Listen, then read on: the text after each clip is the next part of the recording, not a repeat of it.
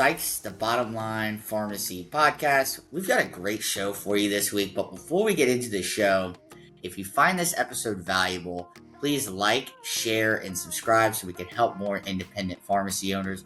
Also, visit us at pharmacyaccounting.com. If you're overpaying in tax, if you're prepping to start, buy, or sell a pharmacy, or just have a gut feeling that your financials aren't quite right, we have a suite of services for every need your pharmacy is facing. Go to pharmacyaccounting.com and we can help you.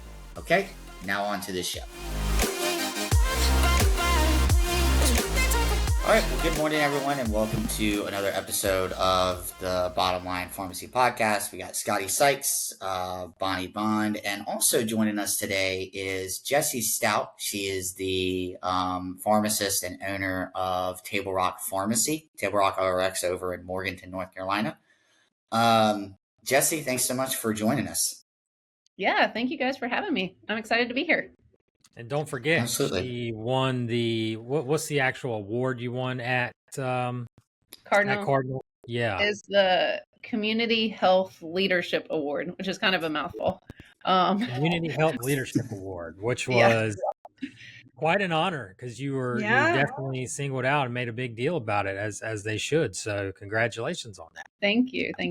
It was a big honor for sure. Yeah, absolutely. Well, I figured today it would be a great episode to talk about, getting involved in community advocacy. I see you do a lot with NCPA reform and always posted about it on your Instagram. And so I thought that was really cool to talk about, what exactly is going on there, just some general updates, and then also how to get pharmacies, how they can get their team members and customers more involved. Yeah, so prior to joining or taking over my parents' pharmacy, I was not really involved politically. Like, I'd never called my legislator on any issue, which I should be ashamed to say that. But now I have many times.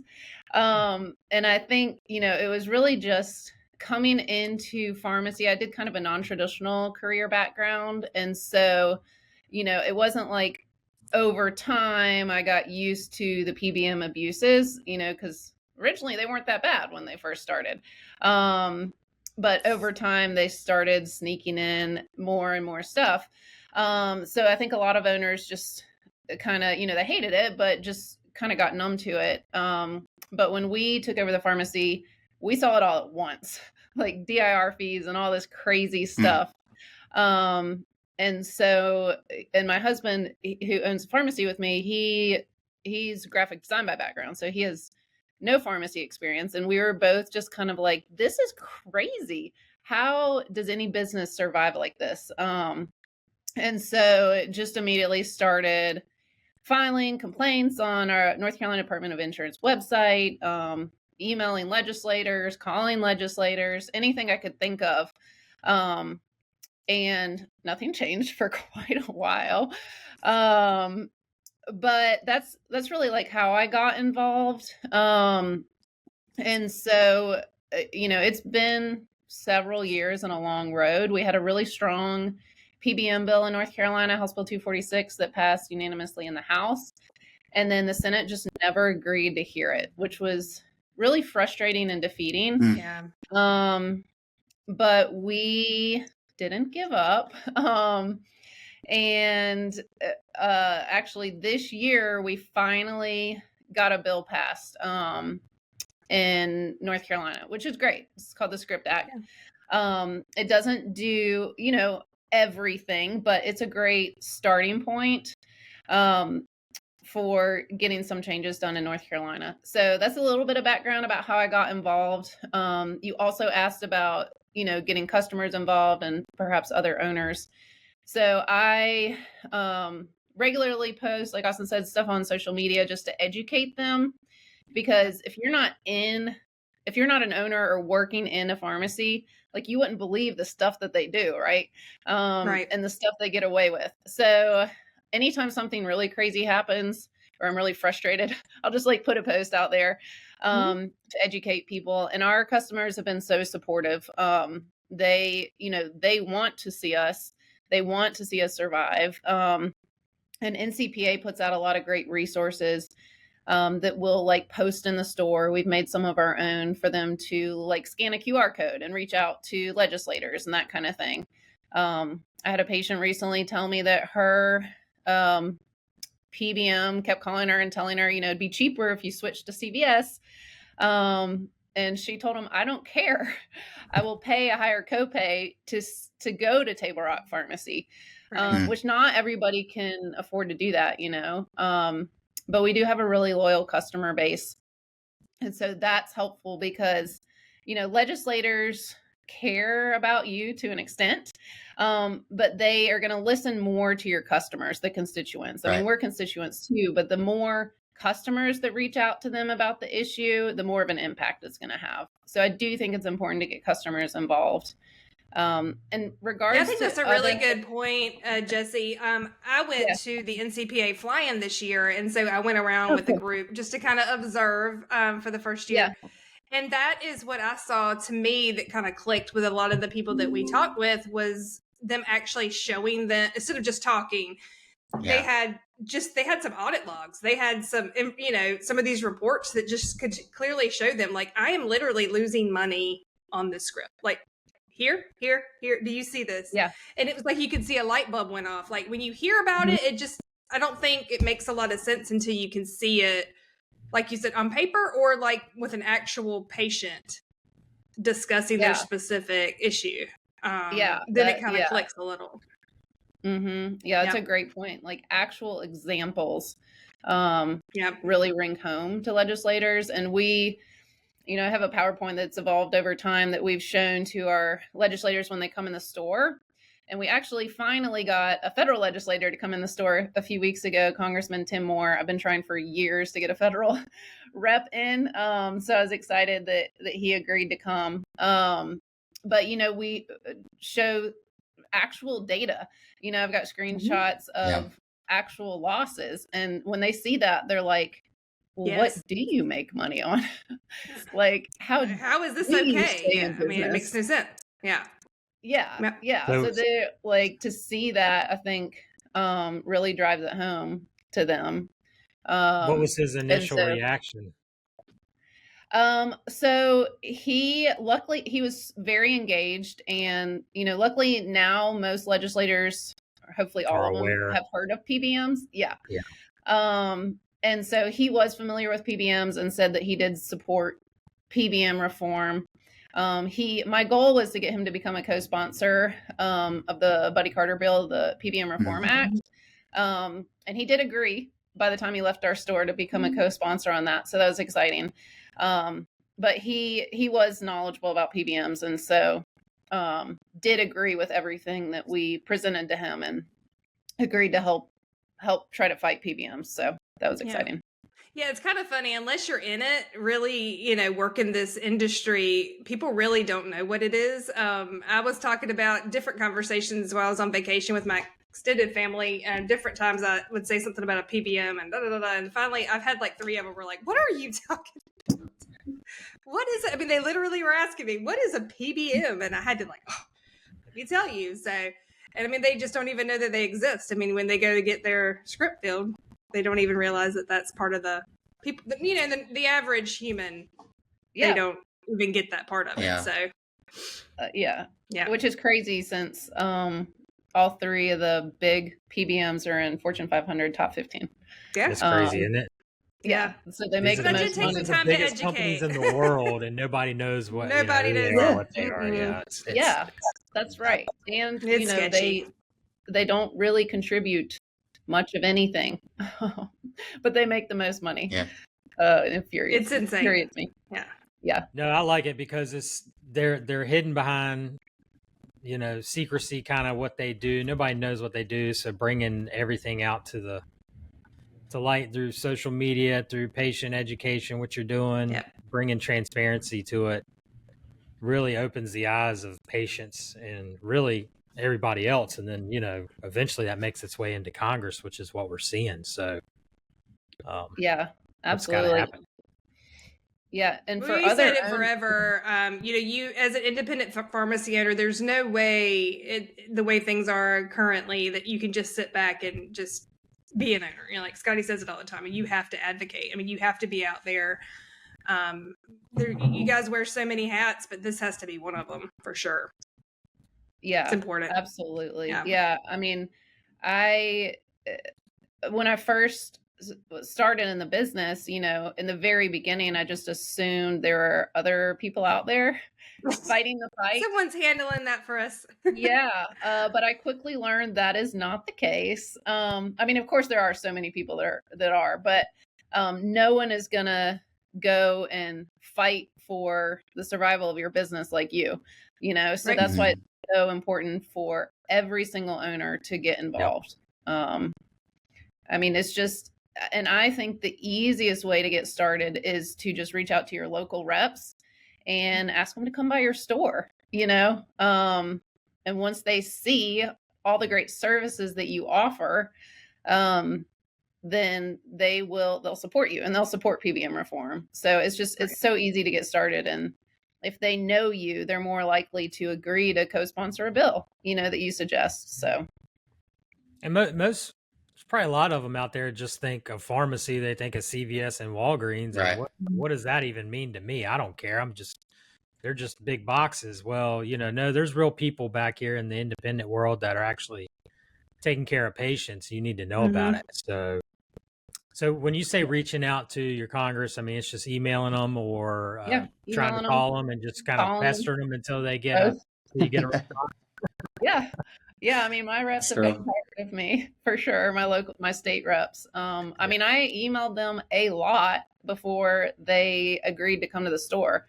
And, I didn't know them then. Now, if I see them around town, they know who I am. And they actually both co-sponsored the PBM bill that we got passed in North Carolina. So it does take persistence. So you can't just send one email. I mean, maybe you'll get lucky. But, if you don't get a response, just keep reaching out to them and asking them to come see what you do and describe all the services that you offer that chains don't, and what's going to happen to the 2,000 patients or however many that you see every month if you close your doors. The chains are already super overwhelmed. So. Absolutely. Yeah, they're already overwhelmed and they don't offer the same services that independents do. So, you're going to have people that not only are missing out on getting their prescriptions, but they're also missing out on those services that they're getting taken care of that actually helps with their health. So, yeah, that's absolutely. Exactly right. Yeah, I have a slide that I show in my deck that lists, all the services that we offer. And I'm like, which of these the chains offer? Like, out of 15, maybe one or two. And, good. Yeah, just go over like adherence packaging, for example, and say, this keeps patients healthy, keeps them out of the hospital, which ultimately lowers healthcare costs. And pretty much every legislator does care about healthcare costs. And so if you let them know if you're gone and they're not adherent to their medications, costs are going to go up. Right. Yeah. We had Doug Hoey on, we've had him on several times, but last year when we had him on, one of the things he talked about is they did a survey that showed that consumers, their number one pain point is cost. And so if you can show that, these services that we're offering is actually lowering your overall healthcare costs, you're more likely to get your voice heard in that respect. So, yeah. So you mentioned services, and something that we're big on here is diversifying revenue streams. So what services are you offering in your pharmacy? Yeah, so that is huge to staying afloat. I mean, there are still pharmacies out there that just fill scripts, and I don't know how they're able to make it work. But so we do offer compounding here, which is great because that does not go to insurance. And then, we offer the standard like MedSync, and I mentioned the adherence packaging, free delivery. We also, anytime there's a new opportunity, like pharmacists are allowed to do something additional in North Carolina, we jump on it. So a few years ago, North Carolina passed a law that allows pharmacists to prescribe birth control. as well as like glucagon, nicotine replacement and stuff. So we can, see a patient for a hormonal contraceptive consult. And as long as they meet the criteria, we can write a script for them. So that's pretty cool. We also have a travel vaccine consult service for patients that are going abroad, which that actually is pretty involved. But we hadn't been able to do yellow fever vaccine in North Carolina, and I'd been hounding the state for like a few years. And they finally allowed us to become certified to give yellow fever as pharmacists earlier this year. So we were the first pharmacy in the state to become certified for that. So that was cool. And we've got a lot of patients or a lot of people coming for yellow fever from like Asheville and other places like an hour and a half away. And it's just a little bit higher. It's higher risk. There's some more severe side effects. That's why that is. So we do a lot of that. And we, in North Carolina also this year, we got a test and treat bill passed. So that's exciting. It goes into effect October 1. So very soon. It's just for flu right now. The original bill did have strep and COVID in it too, but those got removed, unfortunately. But we got a starting place. So you have to wonder why though. Like, well, but not the other two. I know why. So there's a couple of doctors in our legislature, and they were very anti pharmacists prescribing antibiotics for strep. Even though, like, I created this document of all these other states that have test and treat and show, they're excelling in it, that, and your protocols can list specifically, like what antibiotics you can prescribe and that kind of thing.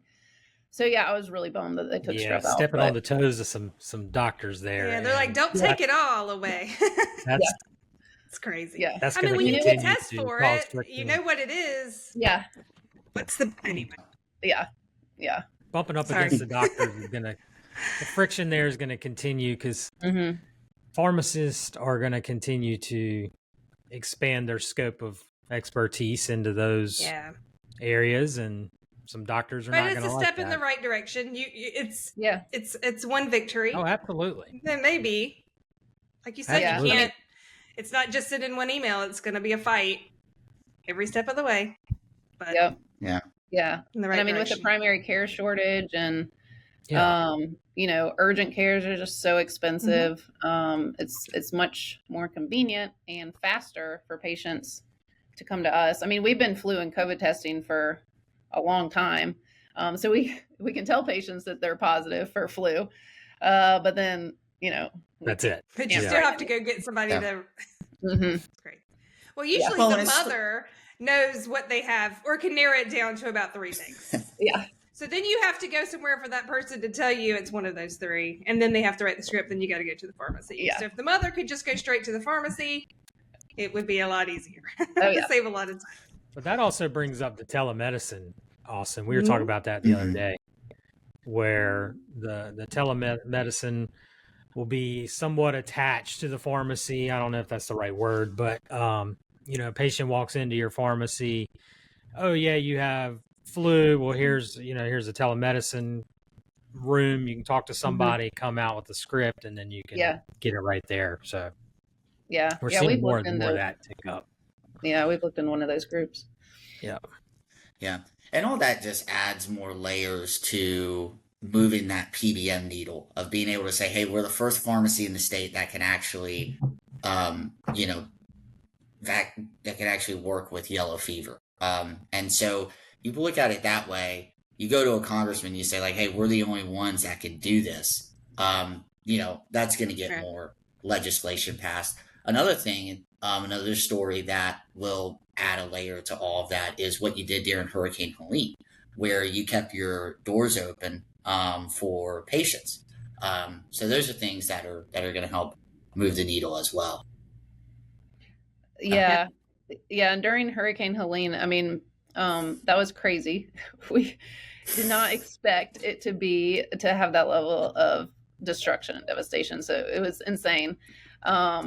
But yeah, during the middle of that, it was like my 12th day straight of work, and we got a audit from Optum, and I was already like at my wit's end because it was so stressful. It was such a stressful time. You know, we didn't have water, power, any of that stuff at home.